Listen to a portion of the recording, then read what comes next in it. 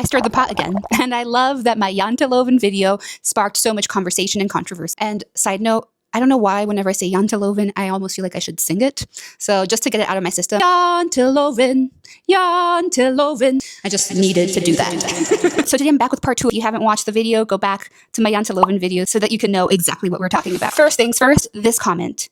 And I love this comment because this comment made me feel seen.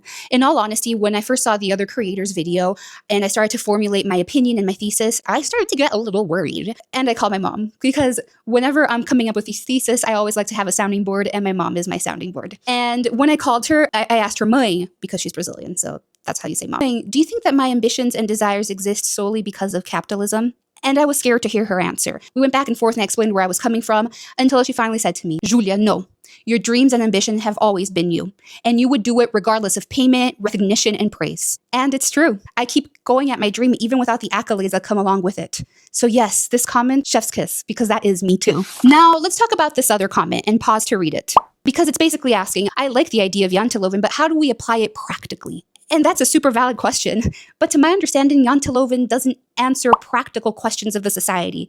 It actually challenges something deeper, which is the idea that our worth is tied to what we do, how hard we work, or how difficult our job is. Because you are right, some jobs are harder, dirtier, more demanding. Some jobs are more thought-focused, other jobs are more physical-focused. And I think that we as a society decided that some jobs are worth more than others. And that these jobs that are worth less deserve less money, less respect, less ease. We think harder jobs, more deserving. Jobs that are physical, less deserving. More productivity, more worth. Undesirable work, less status. And I think that the question of who will do the work that nobody wants to do is very revealing about how we think.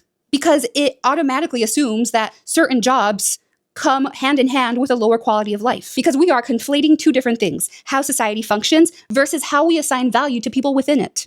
Because this isn't about making every job equal in effort and compensation, but it is about making sure everybody can live a dignified life regardless of where they fall into the system. The goal is to make every life desirable. And that means better pay, better working conditions, shorter hours, and not because all of a sudden all of our jobs are going to become our passions, but because we all deserve a good life. And lastly, and very shortly, because this video is already very long, I would like to talk about the dream part of that comment, that not everybody is going to live their dream life. And I think that that's also another way that society conditioned us. Since we were kids, we were asked, what do you want to do when you grow up? But maybe some people's passions aren't directly tied to their jobs. Maybe their passion is thinking, creating, dancing without the expectation of getting paid, having a family, traveling, whatever it is. It doesn't necessarily need to be a means to getting paid.